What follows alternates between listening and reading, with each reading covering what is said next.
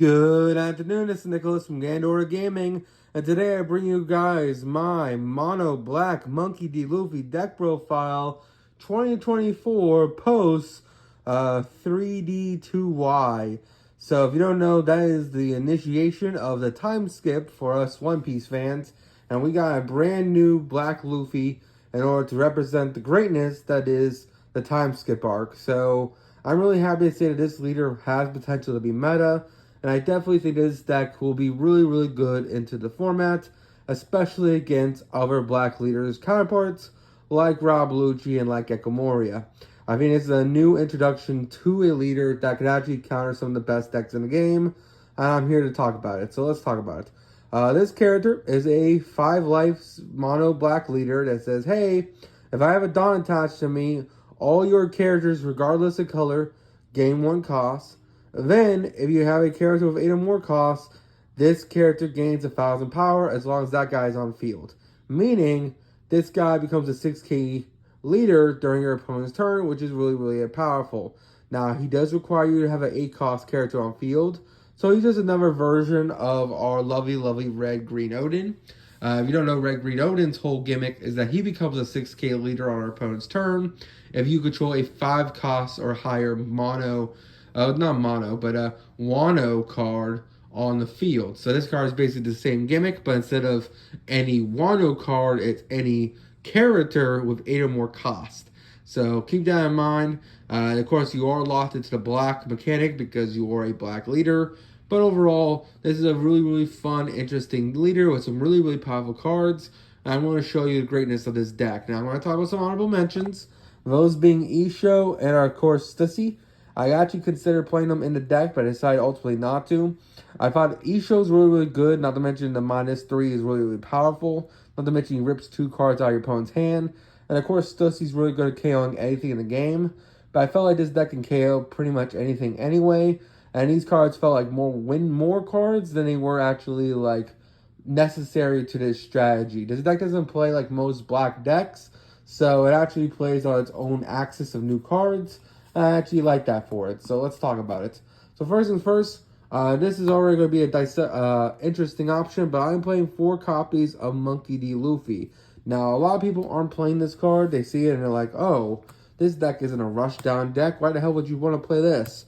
But I actually think this card is actually really, really solid for the deck. So if you don't know, this is a new 8k, 1,000 power character that says if you have a 10 cost or higher character on field, this character gains Rush. So basically, if you have 1 Dawn on your leader, plus the field spell, which we'll go over in a minute, then basically this guy has Rush, which is really, really scary, especially since he's a 10k beat stick. My idea to back him up was also playing, of course, 8 cost Sabo. So the idea here is that we want to get to our late game, and we want to break our opponent's board the best way possible. We want to drop Sabos to clear out their board, and we want to drop Luffy's to also crush into their board. That's kind of the gimmick of this deck, honestly. We just want to be a 6k leader with some really, really powerful high-end options that completely stop our opponent from playing, because we're just going to be killing everything they play out, either using Sabo or with a Monkey.D.Luffy rush attack. That's kind of the idea I came up with this deck. Next, we're playing 4 copies of Nico Robin. This card is the heart and soul of this deck. It's probably the best card in the deck. This card literally says, hey, when you have an 8 cost or higher character on field, when attacking or on play, give a character -5 cost this turn.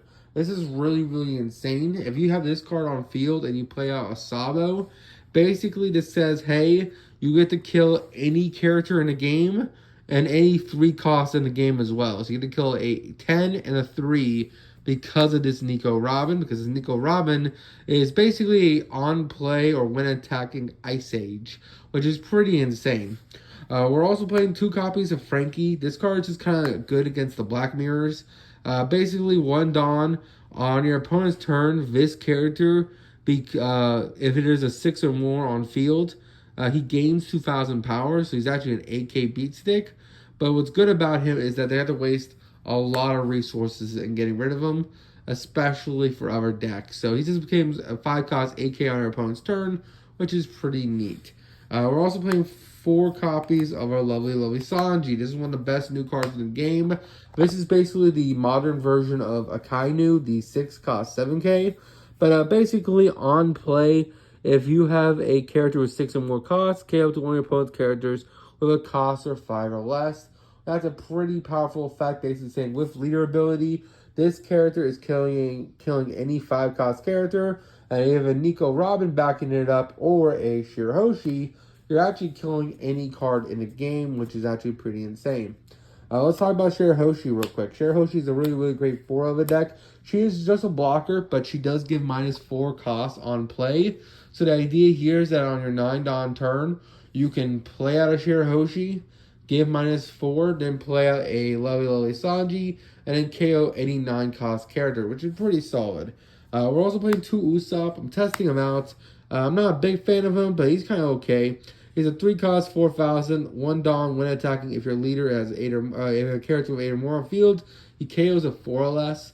So the idea is that with Shirahoshi, you can kill out a 8 or less, which is pretty solid. So it kills things like Gecko Moria. Not to mention, it's just a pretty decent body, 3-4. It's not the greatest stats, but when you kill any 4 cost character, it's still pretty decent. Next, we're playing 4 Brook. Brook is a heart and soul this deck as well. This card literally says, hey, on player when attacking, give a character -1 cost, then a KO to 1 cost character on your opponent's field with 0 cost, which is pretty insane. I think the only thing this deck is missing is a Searcher. There is no Black Luffy Searcher at this time, or Straw Hat Searcher, so that's kind of the only downside in this deck. We're playing a lot of Straw Hat cards, but we don't really have a way to search them out. Next, we're playing 4 copies of Nami. This is a new blocker that comes out of the starter deck. She's pretty alright.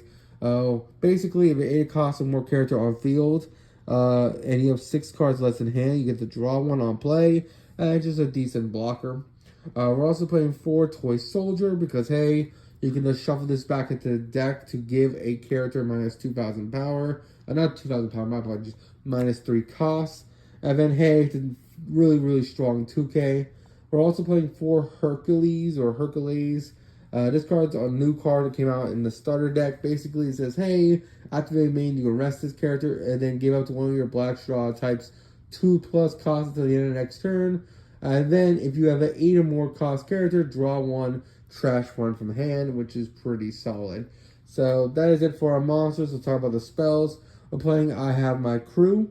This card's absolutely amazing. Basically, it says, hey, activate main, draw 1. Then a character gains 3 costs until the end of the next turn. So it replaces itself and also gives a character 3+ costs, which means you can get their bonus effects off pretty early. Not to mention, its triggers that says KO to one of your opponent's characters with a 3 or less, which is pretty insane.